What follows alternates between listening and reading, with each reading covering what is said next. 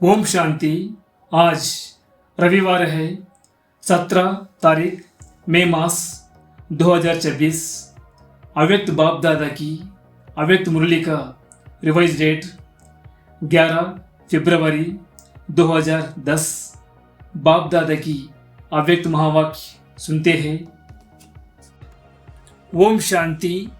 शिव के जन्मदिन पर क्रोध रूपी अक का फूल बाप दादा को अर्पण कर दर्पण बनो।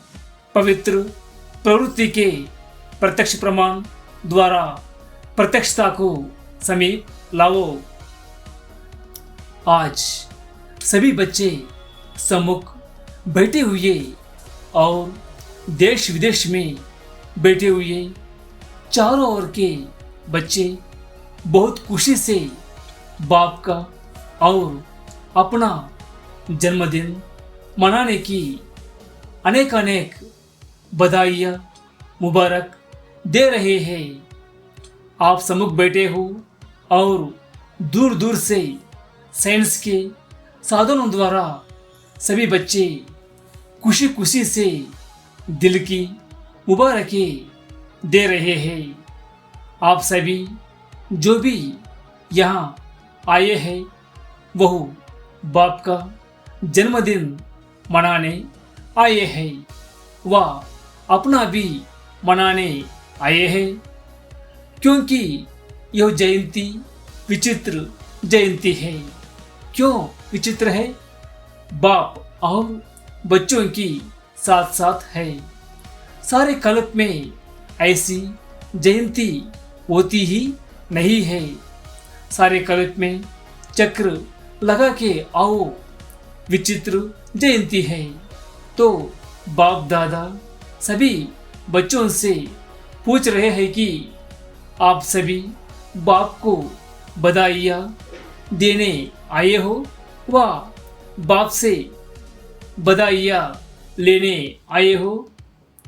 बाप दादा अकेला कुछ नहीं करता, क्योंकि जन्म लेते यज्ञ रचा तो यज्ञ में ब्राह्मण चाहिए। तो आपका भी जन्म बाप के साथ हुआ। इसका यादगार भक्ति में भी शिवरात्रि मनाते हैं। है तो साथ में शालिग्रामों की भी पूजा होती है। अनेक अनेक शालिग्रामों को पूजते हैं। तो यह जयंती वंडरफुल जयंती है। इसलिए इस जयंती को हीरे तुल्य जयंती कहा जाता है। तो बाप दादा सभी साथी बच्चों को पदम पदम गुना बाहों के हार के बीच पदम पदम गुना मुबारक दे रहे हैं। यह भी बाप और बच्चों की अति दिल के प्यार की निशानी है। बाप दादा का बच्चों से वायदा है कि साथ रहेंगे, साथ चलेंगे। तो बोलो, बच्चों का भी बाप से वायदा है ना कि संगम पर साथ है, साथ साथ रहना भी है, विश्व सेवा भी साथ में है, रहना भी है साथ में, उड़ना भी है तो साथ में। तो बोलो, आपका भी वायदा है ना कि साथ रहेंगे, साथ चलेंगे और ब्रह्मा बाप के साथ विश्व पर राज्य करेंगे। वायदा है, पक्का वायदा है। यही विशेषता इस शिव जयंती की है। बाप दादा ने अमृत वेले से देखा कि भिन्न भिन्न स्थान के बच्चे बहुत ही खुशी से मुबारक बधाइयाँ भेज रहे थे। आप तो अभी सम्मुख बधाइयाँ दे भी रहे हो और ले भी रहे हो। देना और लेना साथ में है। कितने भाग्यवान भगवान के बच्चे हैं जो सम्मुख बर्थडे मना रहे हैं। सभी के चेहरे खुशनुमा खुशी में उड़ते हुए दिखाई दे रहे हैं। एक तरफ बाप दादा बच्चों के भाग्य को देख रहे हैं और दूसरी तरफ भक्तों को भी देख रहे हैं। वो अभी तक पुकार रहे हैं, आओ, और आप साथ में मना रहे हो। बाप दादा ने देखा भक्तों की अनुभूति भी कोई कम नहीं है। जो प्रैक्टिकल में आप कर रहे हो उसका यादगार रूप में कितनी अच्छी विधि से यादगार बनाया है। अपने व्रत लिया तो उन्होंने भी व्रत का यादगार बनाया है। वो एक दिन या थोड़े समय के लिए व्रत रखते हैं, लेकिन आपने कौन सा व्रत रखा है? सभी ने बाप के आगे व्रत रखने का वचन लिया है ना। आपने बाप से खुशी खुशी व्रत लिया है कि बाबा हम इस पूरे जन्म के लिए, ब्राह्मण जन्म के लिए व्रत धारण करेंगे। व्रत धारण किया है ना। कौन सा? पवित्रता का। एक जन्म का व्रत लिया है, लेकिन एक जन्म पवित्रता का व्रत 21 जन्म चलेगा। वो थोड़े समय के लिए खाने पीने का व्रत लेते और जागरण का कार्य करते हैं, लेकिन अभी आपके एक जन्म के जागरण से भी अंधकार से रोशनी में आ गए और ये जागरण भी आपका 21 जन्म चलेगा। अभी आपने ऐसा जागरण किया है जो सारे विश्व आपके जागरण से जागती ज्योति रहेगी। कोई भी दुख अशांति का अंधकार नहीं रहेगा। तो बोलो, आपने सारे विश्व को अंधकार से रोशनी में लाया है। यह बेहद का व्रत अच्छा लगता है? मेहनत तो नहीं लगती। सहज है व मुश्किल है? सहज लगता है। जिसको सहज लगता है वो हाथ उठाओ। कभी कभी मुश्किल नहीं लगता? कभी लगता है? नहीं, क्योंकि आप जानते हो कि पवित्रता हमारा जन्मसिद्ध अधिकार है। इसलिए पवित्रता है सिर्फ ब्रह्मचर्य नहीं, लेकिन मन, वाणी, कर्म, संबंध, संपर्क में भी पवित्रता के संस्कार सहज धारण करने वाले हो। तो पवित्रता का तो संकल्प किया है, लेकिन अभी समय अनुसार बाप दादा समय की वार्निंग तो दे रहे हैं। तो जैसे पवित्रता का व्रत हिम्मत रख अपना सुधर्म समझ धारण किया है, वैसे जो दूसरा भूत है क्रोध, तो आज बाप दादा यह पूछते हैं कि एक महाभूत को तो व्रत लेकर वृत्ति बदली, लेकिन दूसरा जो भूत है क्रोध का, क्या क्रोध के भूत पर विजय प्राप्त करना यह भी संकल्प किया है या दूसरा विकार है इसलिए छूट है? क्योंकि क्रोध सबके कनेक्शन में आता है। तो आज के दिन जब भी जन्मदिन मनाते हैं तो एक दो को गिफ्ट भी देते हैं। तो आज बाप दादा यह चाहते हैं कि जैसे हिम्मत और बाप की मदद से पहले नंबर पर मेजॉरिटी जीत प्राप्त कर चल रहे हैं, क्या ऐसे ही क्रोध पर भी जीत हो सकती है? क्योंकि कोई भी भूत परेशान तो करते हैं और क्रोध का भूत दूसरों के कनेक्शन में आता है, संपर्क में आता है। अपने मन में भी जब क्रोध आता है तो खुद भी क्रोध से लाचार लेते हैं। तो बाप का बर्थडे मनाने आए हो तो आज बाप दादा चाहे भारत व फॉरेन वाले सभी बच्चों से क्रोध की गिफ्ट लेने चाहते हैं। हो सकता है जो समझते हैं कि आज के दिन बाप का गिफ्ट में दे सकते हैं, मन में भी नहीं, स्वप्न में भी नहीं, ऐसा अपने को संकल्प रख हिम्मत से आगे बढ़ने की शक्ति है तो बाप के सम्मुख हिम्मत से संकल्प कर सकते हैं, करेंगे और बाप से गिफ्ट लेंगे। अगर क्रोध पर जीत हो गई तो औरों पर भी जीत प्राप्त करने की हिम्मत आएगी। तो कौन समझता है कि हम यह गिफ्ट देकर और बाप से गिफ्ट लेंगे? वो हाथ उठाओ। अच्छा, झंडा हिला रहे हैं, कुमारियाँ भी देखना। बाप दादा को बच्चों की हिम्मत देख बहुत अच्छा लग रहा है। आप सीन देख रहे हो ना? फोटो निकालो, फिर हाथ उठाओ। हाँ, सभी का फोटो निकालो।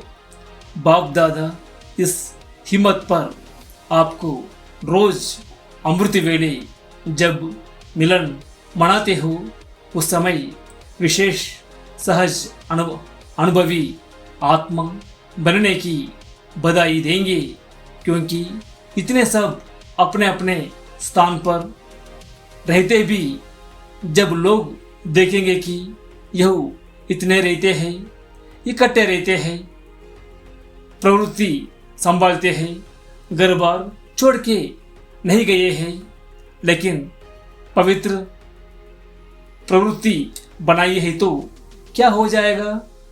जो आप सबके अंदर शुभ भावना है कि आत्माओं की क्यों लग जाए, वो क्यों आपको दिखाई देगी?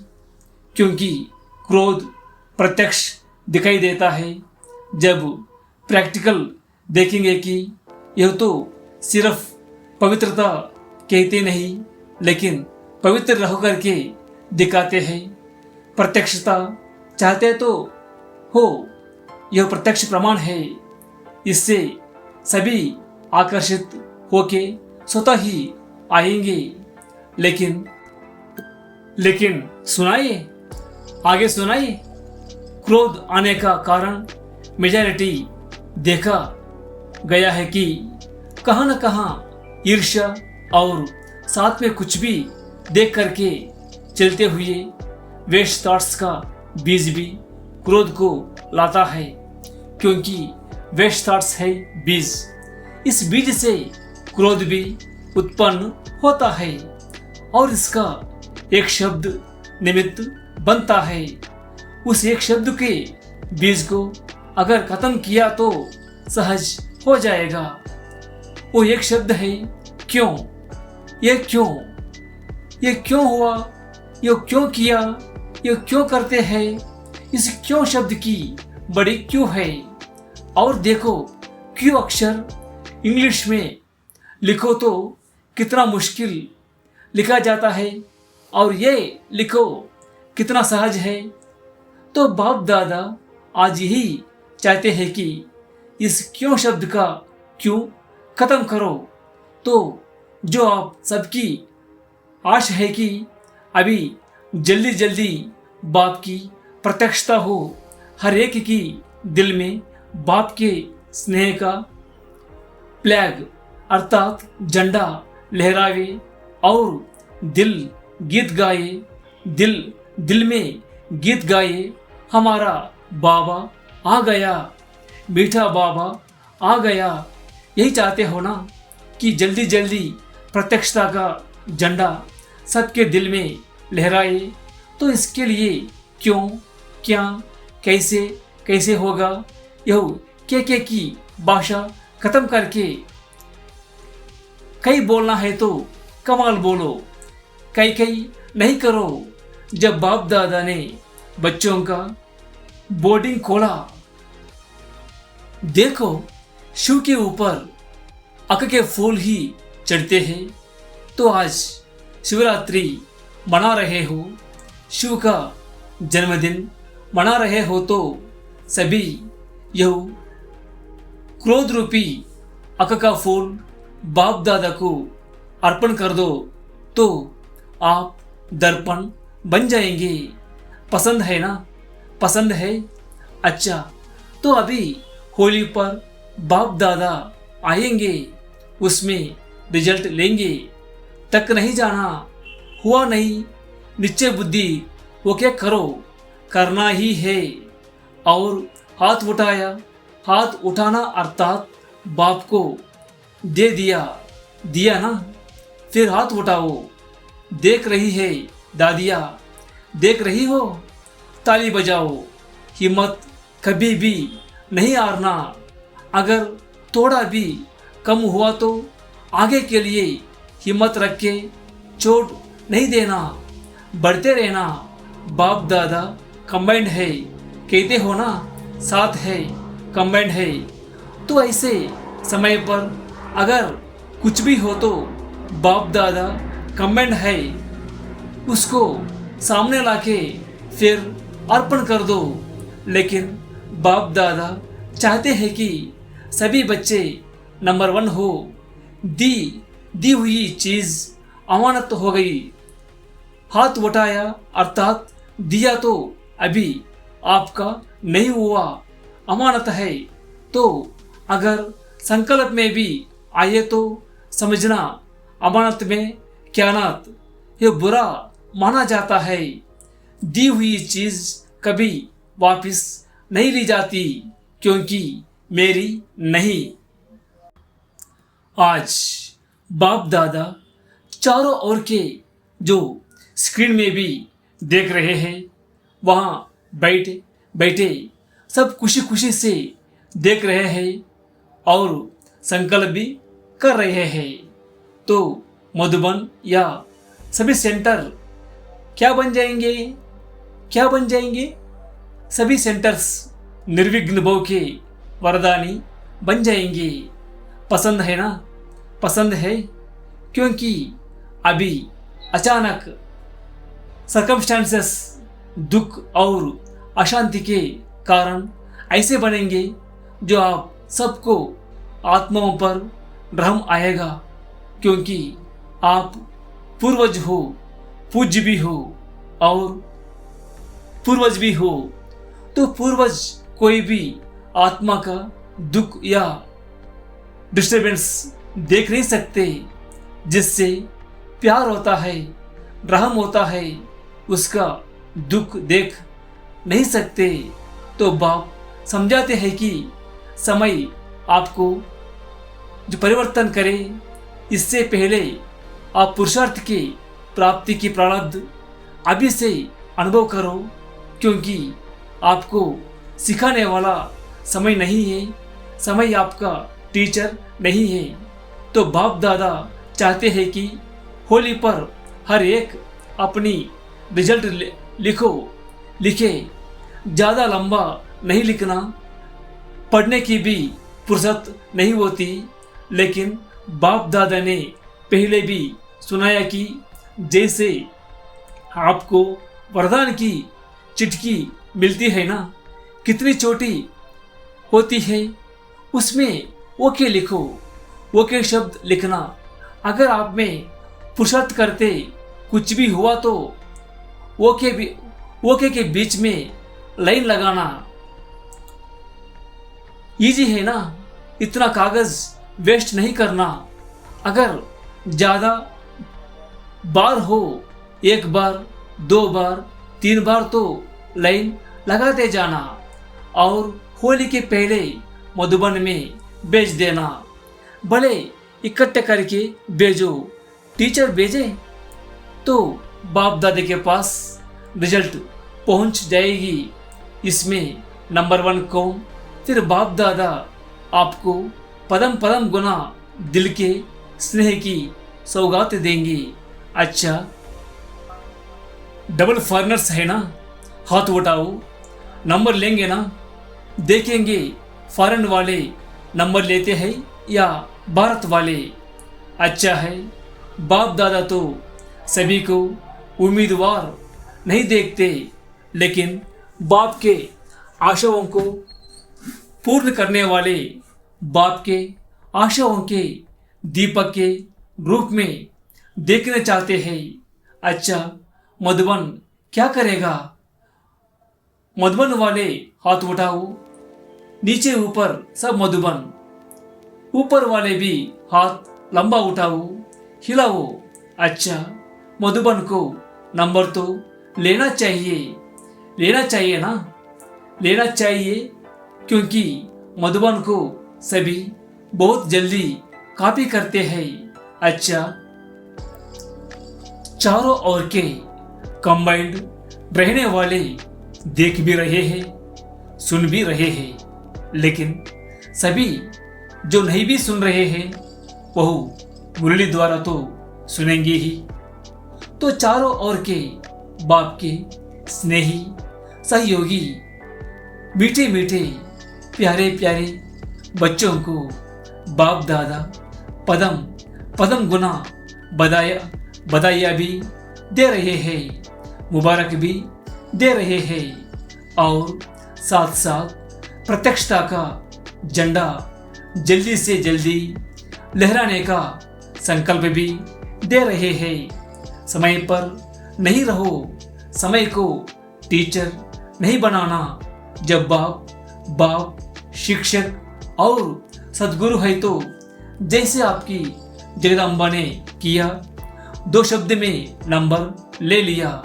बाप का कहना और जगदम्बा का करना, ऐसे तीव्र पुरुषार्थ किया और नंबर लिया। आप सब भी मनाते हो ना, तो आप भी फॉलो मदर जगदम्बा। अच्छा, सबको याद प्यार और बहुत बहुत दिल की दुआएं स्वीकार हो। साथ साथ बाप बच्चों को मालिकपन में देख नमस्ते कर रहे हैं। वरदान, सबको रिकॉर्ड देते हुए अपना रिकॉर्ड ठीक रखने वाले सर्व के स्नेही भव। जितना जो सभी को रिकॉर्ड देता है उतना ही अपने रिकॉर्ड को ठीक रख सकता है। दूसरों का रिकॉर्ड रखना अपना रिकॉर्ड बनाना। जैसे यज्ञ के मददगार बनना ही मदद लेना है, वैसे रिकॉर्ड देना ही रिकॉर्ड लेना है। एक बार देना और अनेक बार लेने के हकदार बन जाना। वैसे कहते हैं, छोटों को प्यार और बड़ों को रिकॉर्ड दो, लेकिन जो सभी को बड़ा समझकर रिकॉर्ड देते हैं वो सबके स्नेही बन जाते हैं। इसके लिए हर बात में पहले आपका पाठ पक्का करो। स्लोगन, बाप दादा की मिली हुई शिक्षाएं समय पर याद आना ही तीव्र पुरुषार्थ है।